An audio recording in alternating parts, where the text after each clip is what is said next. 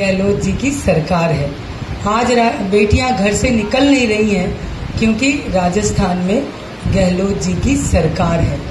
और इतनी ही नहीं, जिस तरह से वो लोग दम भरते हैं, महिलाओं के स्वाभिमान की बात करने प्रियंका गांधी राजस्थान आती हैं और महिलाओं के दर्द को बांटने की चेष्टा नहीं करती हैं, ये दुर्भाग्यजनक है। मित्रों, मैं 48 घंटे का, पूरे 5 साल का ब्यौरा दूंगी तो बहुत ही लंबे आंकड़े हैं और बार बार आप लोग के सामने हमने प्रस्तुत किया है।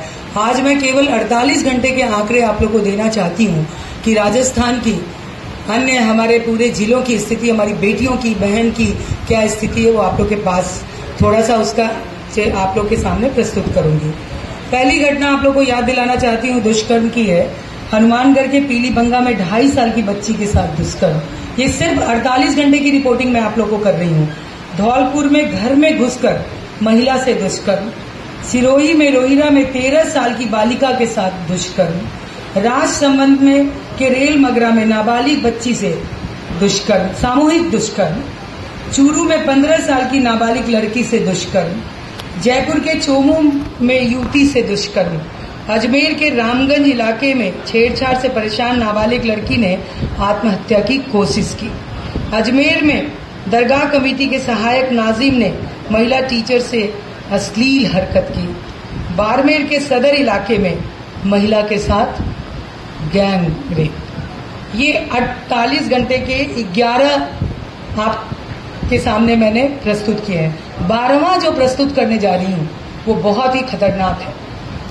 राजस्थान के मुख्यमंत्री जी ताल ठोकते हैं कि हम महिला सुरक्षा में बहुत अव्वल है और महिलाओं की बहुत चिंता करते हैं। दुर्भाग्य देखिए कि प्रतापगढ़ के, उसी प्रतापगढ़ में जहां नग्न युवती को पूरा घुमाया गया था, इसी राजस्थान में 2 बेटियों ने उसी प्रतापगढ़ जिले में आत्महत्या की थी। और आज उसी प्रतापगढ़ जिले में जो उनके विधायक प्रत्याशी हैं रामलाल मीणा, उनके पिता पे बलात्कार का आरोप लगा है। ये सीधे तौर पे गहलोत साहब के दामन पे प्रश्न चिन्ह खड़ा करता है।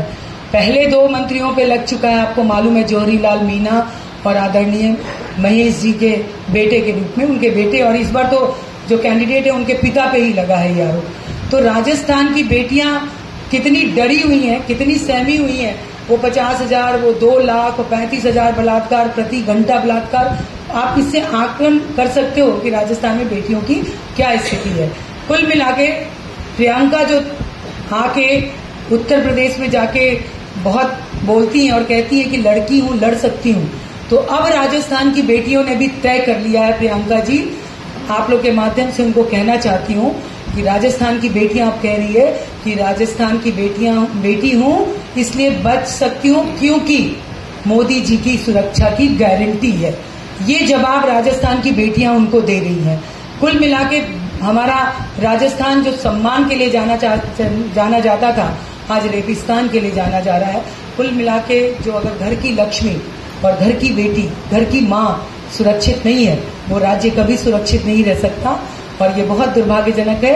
मुझे लगता है कि गहलोत साहब के ताबूत में ये जो कील ठुक रही है, उसमें ये महिला उत्पीड़न, महिला अत्याचार की महत्वपूर्ण गहरी कील है जो उनको सत्ता से बाहर करेगी। और आप लोग देखेंगे कुछ ही समय में।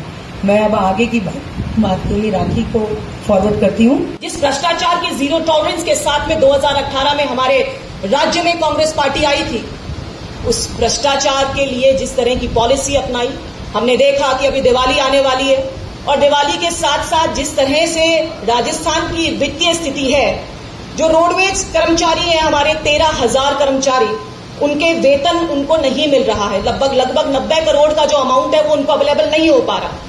बुजुर्ग, विधवा व विशेष योग्यजनों को पेंशन नहीं हम दे पा रहे हैं।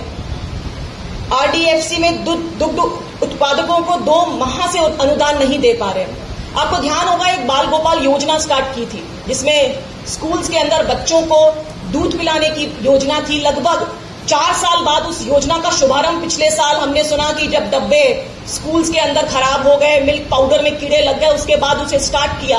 लेकिन आज ये स्थिति है कि उस मिल्क पाउडर के सप्लाई के पेमेंट जो है वो अटके हुए हैं और इसीलिए ऐसा हो रहा है कि राजस्थान के अंदर उन बच्चों को दूध नहीं मिल पा रहा। जिस तरह से राजस्थान के अंदर अभी ये स्थिति है कि दवाइयों के लिए जो पैसा चाहिए वो पैसा अवेलेबल हम नहीं करा पा रहे हैं और लगातार एसएमएस के अंदर जो रेजिडेंट्स हैं उनको 11 महीने से सैलरी नहीं मिल रही। तो मैं ये पूछना चाहती हूँ सरकार से कि क्यों ऐसी स्थिति हुई कि जो 3 लाख करोड़ का कर्ज था, जो आजादी से लेकर के अब तक का 2018 तक का अमाउंट था, वो आज क्यों 5.37 लाख करोड़ के आसपास राजस्थान के अंदर आ गया।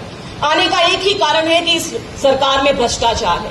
इस सरकार ने भ्रष्टाचार की जो सीमाएं लांघी, उसी का कारण है कि डीओआईटी डिपार्टमेंट के अंदर सोने की ईंट पैसा मिलता है। वो ऐसा डिपार्टमेंट जहां पे सरकार खुद बैठती है।